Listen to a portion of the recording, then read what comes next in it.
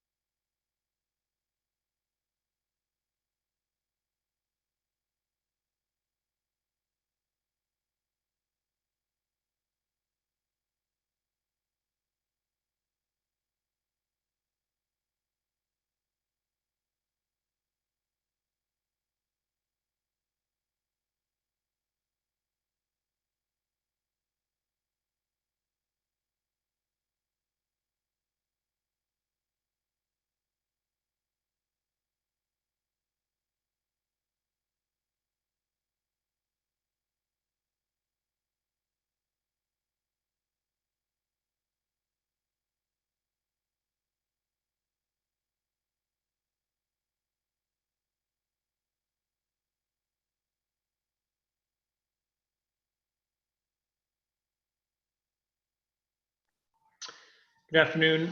Welcome, everyone that's been joining in the last couple minutes. This is Brendan Fitzpatrick from Axio, and we'll begin the webinar here in about 1 or 2 minutes, letting more people join here.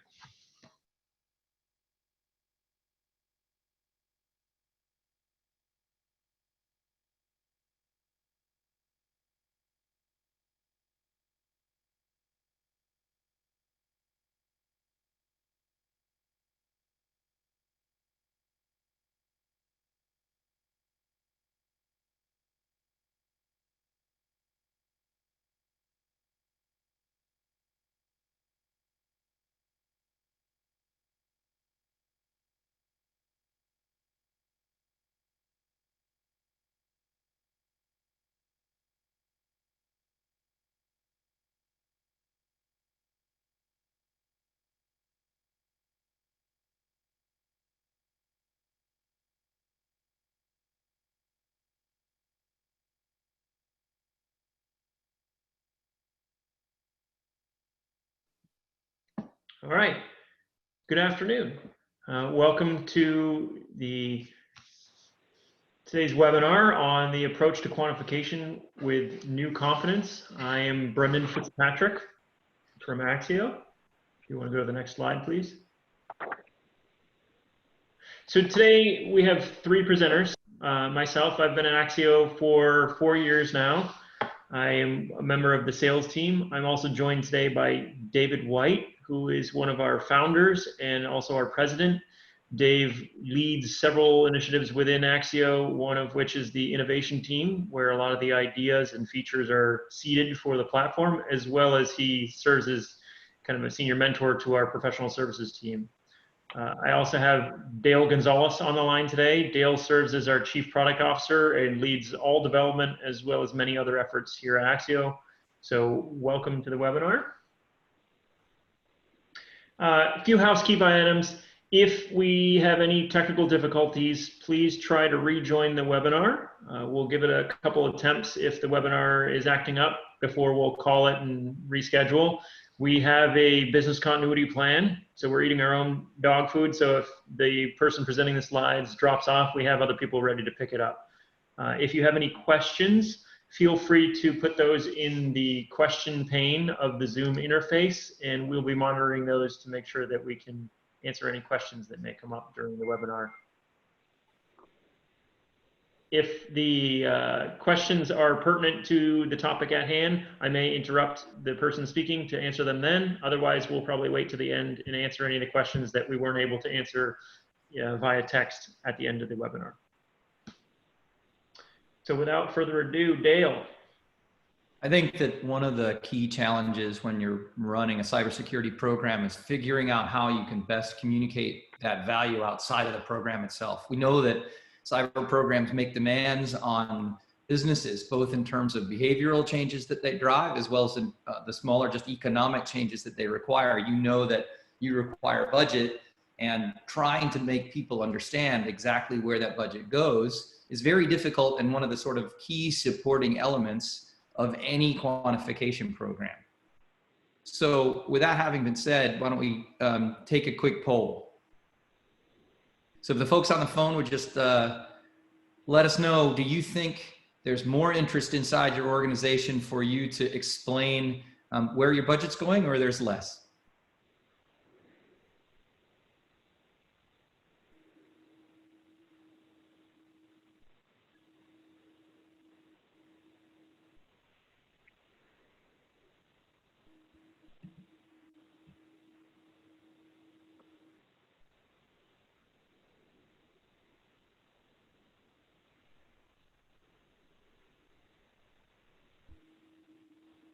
Okay. So thank you all for participating in that poll with us. And congratulations to the couple of you that felt like there was a decreased interest in you to justifying spend. But it seemed like for the vast majority of folks, that requirement was increasing. We hit the next slide. The key with any of this justification is trying to put the things that you're doing and the requests that you're making into a business context.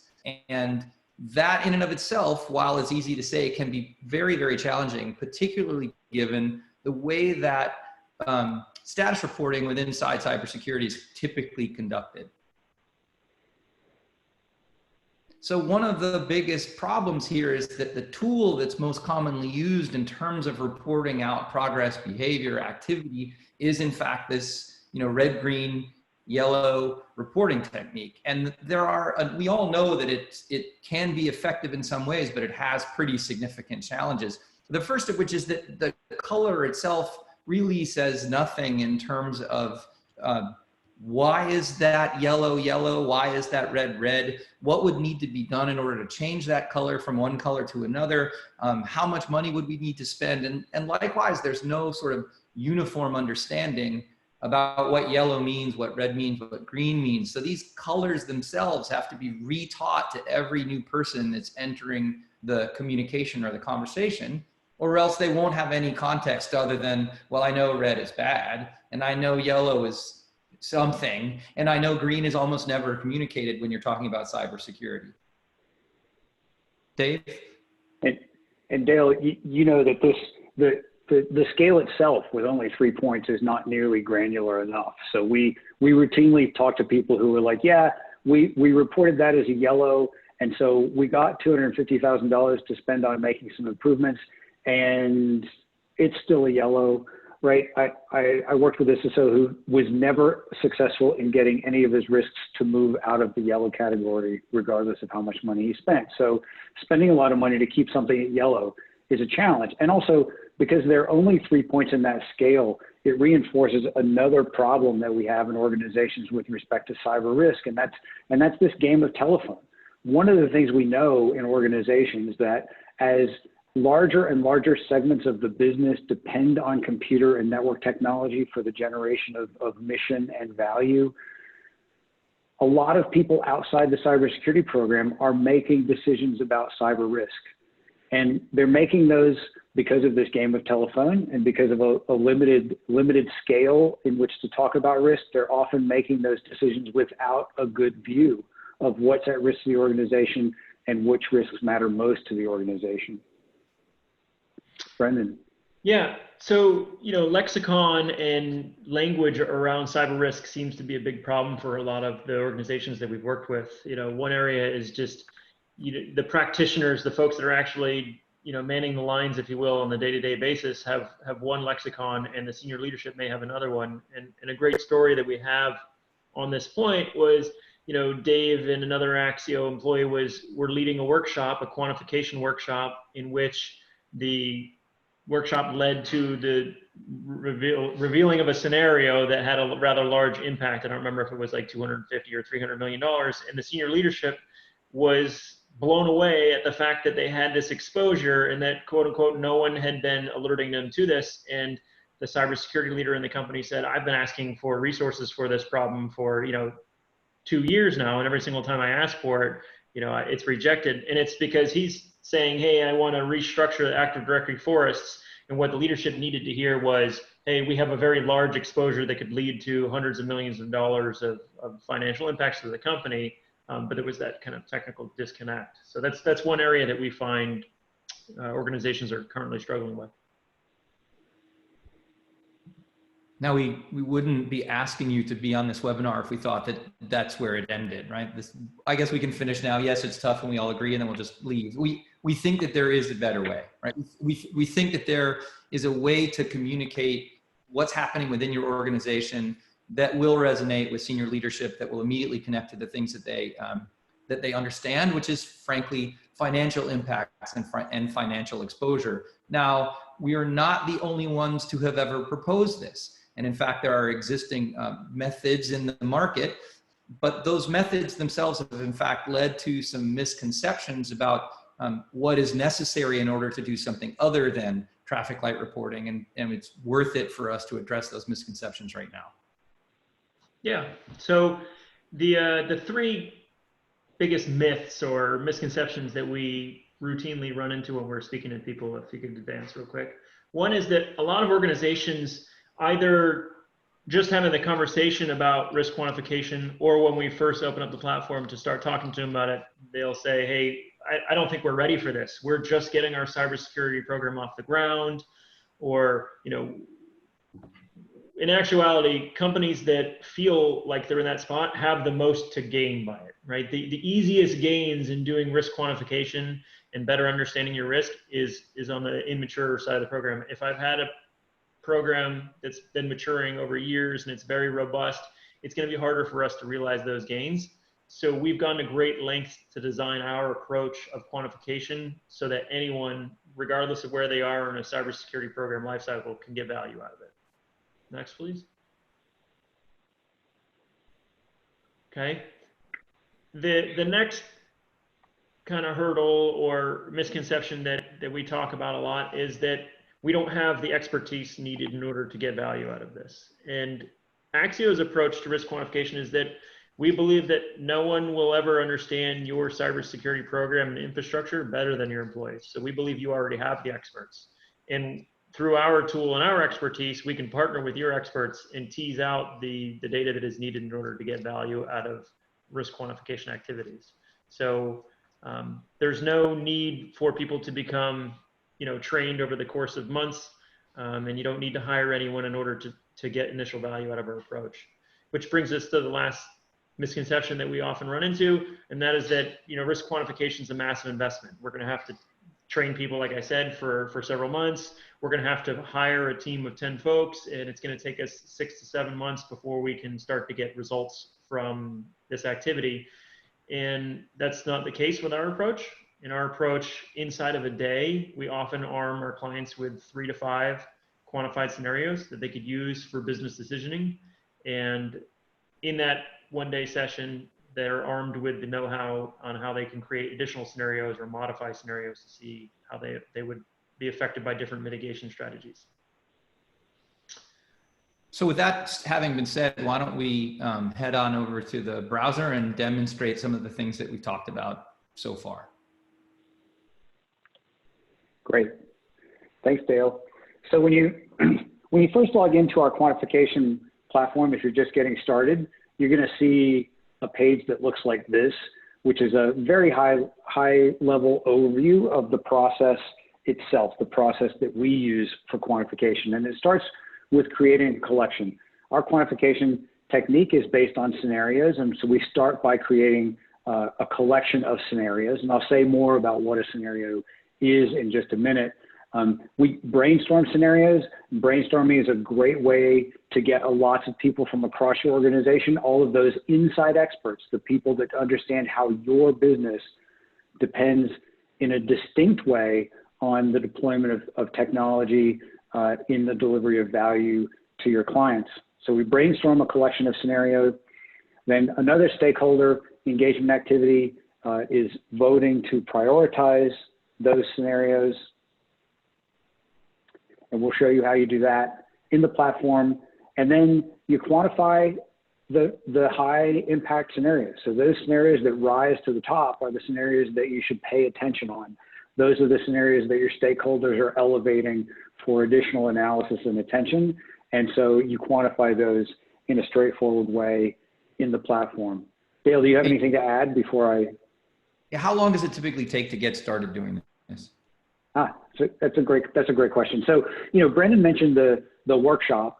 So when someone subscribes to our platform, we offer as part of the subscription an onboarding workshop, which these days we're doing remotely quite effectively.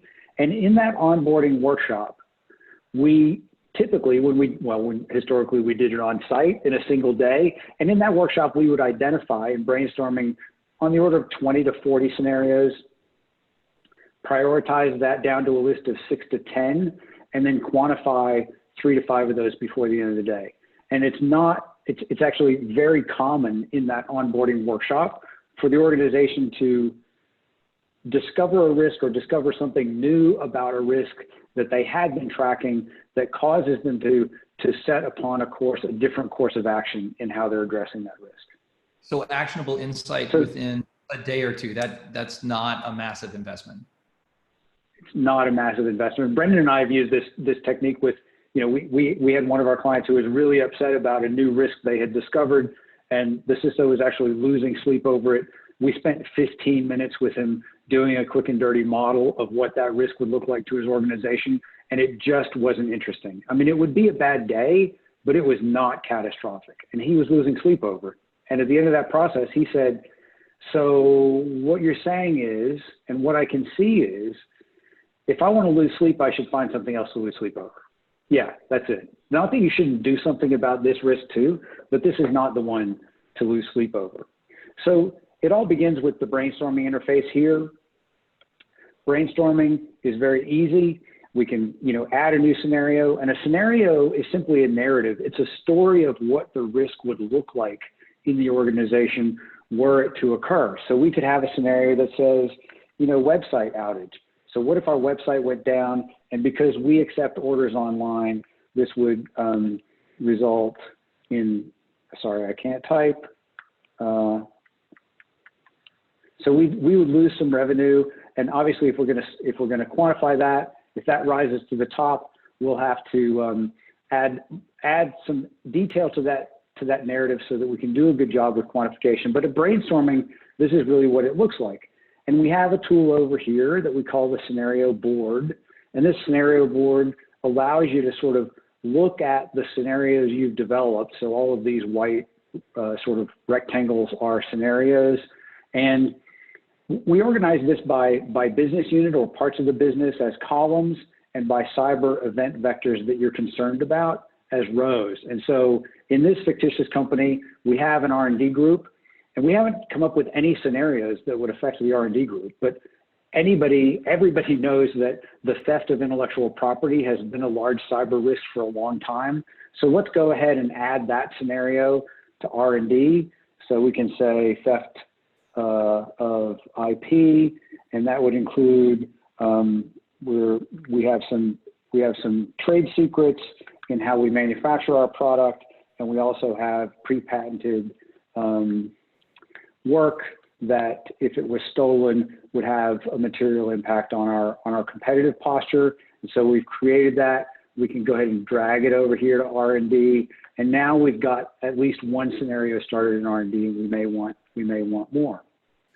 So Dave, this is Brennan.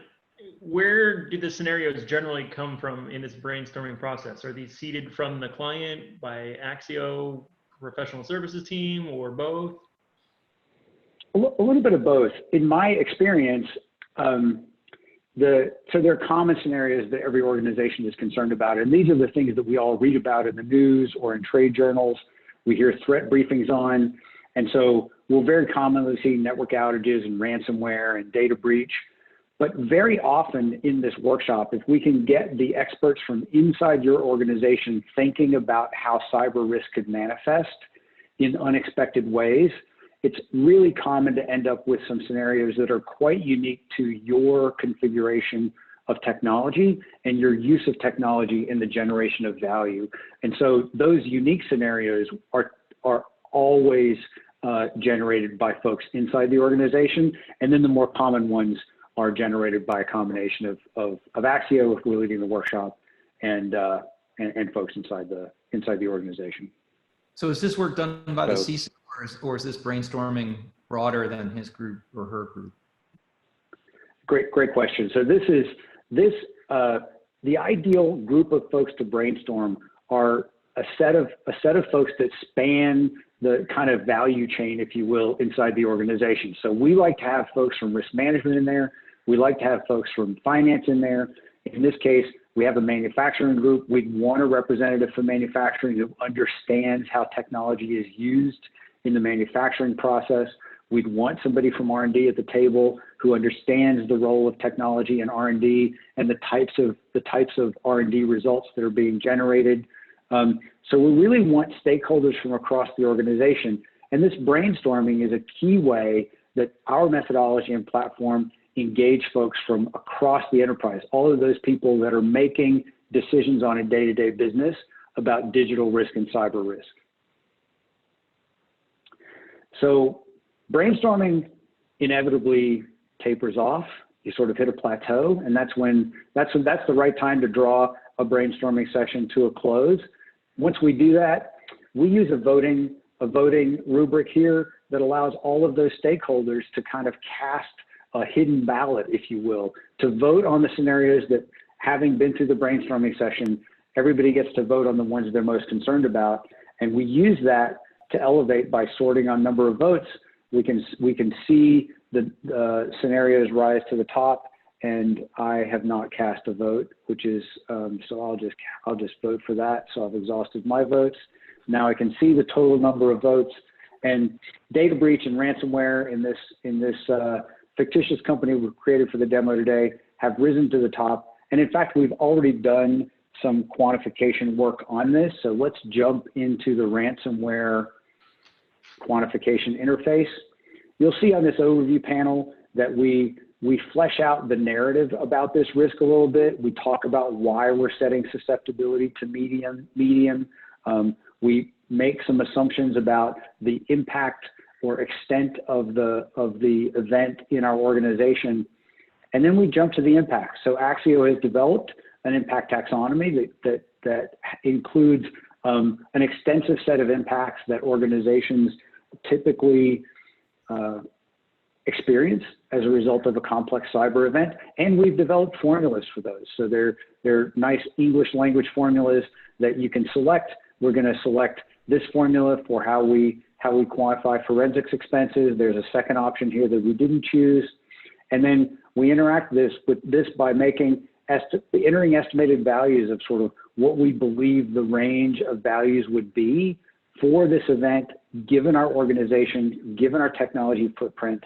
And we're very quickly able to come up with an estimated value or range of values for that event. Dale, can you say a little bit about, because some of these are pre-populated, like this forensics hourly rate is a pre-populated rate. Can you say something about where that comes from? Absolutely. And it really comes from two different sources. The first is we do routinely evaluate data that's published by the industry on what organizations can expect in terms of these types of values. What are the going rates for forensic expenses? And in fact, in the case of all of the work around forensics and incident response, we interviewed a number of responders and forensic experts, and we asked them to give us opinions about how would they go about charging their customers? How would they estimate for their customer what the expenses would likely be? And it was from that exercise that we generated these suggested formulas. And then we have access to this hosted data set. We have characterized each of these estimated values, and we organize them and evaluate them. And as we start to see trends, most companies estimate X as being this number, then we go ahead and pre-provide them.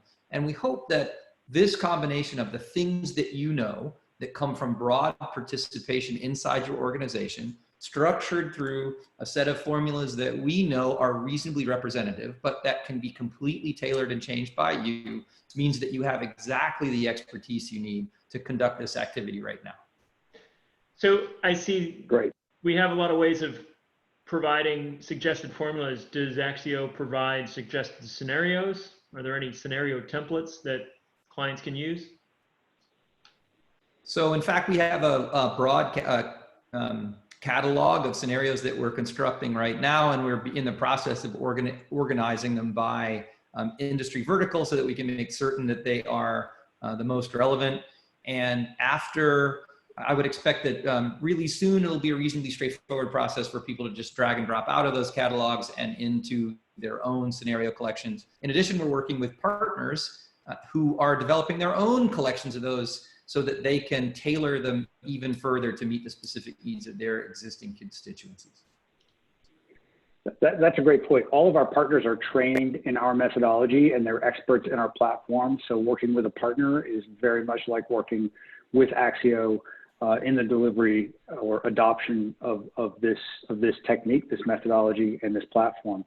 So I just want to, so once you have run through all of these impact categories that apply to an event and you've made some estimates, I promise that there are folks inside your organization who have a good sense of what various expenses would be. This ends up looking a lot like a tabletop walkthrough of an event, which has a lot of other values or a lot of other benefits, if you will. We can jump back out to this dashboard and see that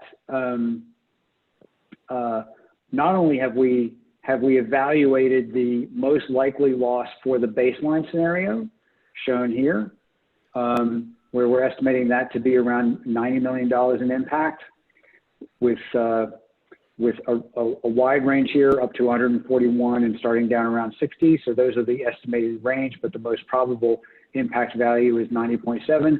We also have an easy way to simulate control changes. So you can model improvements. Inevitably, as you're working on quantifying one of these scenarios, you and your team are going to see, they're going to identify control changes that would make a difference in the impact or susceptibility to this event. We have a way to model those. I'm not going to show that interface for the sake of time, but I'm just turning on these two here that we've modeled for this scenario. So we make some data recovery improvements. That 90 million estimate drops to around 50. If we implement network segmentation to limit the blast radius of an event like this, then that estimate drops to 43. And so this gives security leaders and risk leaders the information, that a compelling source of information that could be used to evaluate investments in the right set of controls to reduce this risk exposure for the organization. And then at the collection level, Dale, tell us what we're seeing on this scenario map. The scenario map is designed to give you an understanding of all of the scenarios that you have quantified and how they relate to each other, as well as all of the control initiatives or that set of proposed changes to your environment and how they affect all of those scenarios. So if you look, the larger circles represent the scenarios themselves, and they're plotted on the sort of traditional economic impact down at the bottom and then susceptibility along the y-axis. And you can see that in this particular case, we have two scenarios that we've defined and gone ahead and quantified, both of whom are equally, we feel like we're equally susceptible to, but one has a materially larger impact on us. And then below them, you see the smaller circles, and those represent the way that the two control initiatives that were defined affect those particular baseline scenarios. So you can see that in both cases, they are making dramatic reductions in terms of the overall financial impact should the event occur. And in one case, they're making significant reductions in our overall susceptibility to those two. So using this view, you can immediately figure out what should I be the most concerned about? What is the next step that I should take? It's not just about communicating status. It's also about communicating what the right next steps are. Great. So Dale, why don't you wrap this up for us? Great. So I hope that by that quick walkthrough through the demo, we've been able to communicate that this is something that you can do right now, that you do have the expertise you need, that it isn't a massive investment in terms of time, and that this is a better way to get everyone in your organization on board using a common set of language that everyone feels like that they understand and can directly connect to. We're talking about dollars and cents, not yellows and reds. We're talking about tangible activity that can be conducted by an organization, not an unspecified concern or caution about problems that might occur. And we're helping you understand and pinpoint the right next thing to do. So actionable intelligence. So we do have a few questions. I feel that we could probably answer 3 of them with one response. So there's a question on how we compare to FAIR or other competitors like Nehemiah, but there's also a question around what susceptibility is. So the range with susceptibility for the curve is based on what model? And is susceptibility just another word for likelihood, or how is that measured? So I think we could probably answer all of that. So I'll take the susceptibility likelihood question, Okay. and which is a really insightful one, by the way. So the first thing is when you saw the curve that was plotted, that represents a Monte Carlo simulation using what's called a beta-pert distribution. So when you capture min and expected maxes at all of the individual estimated values, you have constructed what amounts to a non-normal or potentially non-normal distribution of possible values that could be for each of those estimates. We run multiple Monte Carlo simulations giving you this idea of what the possible outcomes could be were that event to occur. So there, the likelihood that you saw on that graph was how likely is it that if this thing occurs, the cost will be that particular value. So that high dot on the curve is what you can expect to see most times should you get hit with a ransomware attack. The other place where we're using probabilistic-like language is in fact in susceptibility, and that is, what are the chances that this thing will happen to me at all? So forget about the chances that it will cost a particular amount if it does happen. What are the chances it'll happen to me at all? And there we've said susceptibility versus likelihood, because likelihood is really 2 things. Does it get tried against you? Does it work if it does get tried? And frankly, one of those things you have a vote on. Does it work if it does get tried? The other you do not. Does it get tried against us? So we're honing in on the, would it work if it got tried? And that's why we chose susceptibility versus the term likelihood. Great. And I would just say, you know, the biggest differentiator between our methodology and some of the other methodologies that the person who asked the question asked about is transparency and speed. You don't have to be a statistician, so no statistics expertise or training is required to operate our technique, and you can get actionable results in less than a day with a group of stakeholders from inside your organization, and it doesn't take months with an army of consultants. So with that, it looks like, Brendan, our time is up. So let's thank everyone for joining today. We really appreciate you spending a half hour with us. Please reach out on info@axio.com or visit us online at axio.com for more information.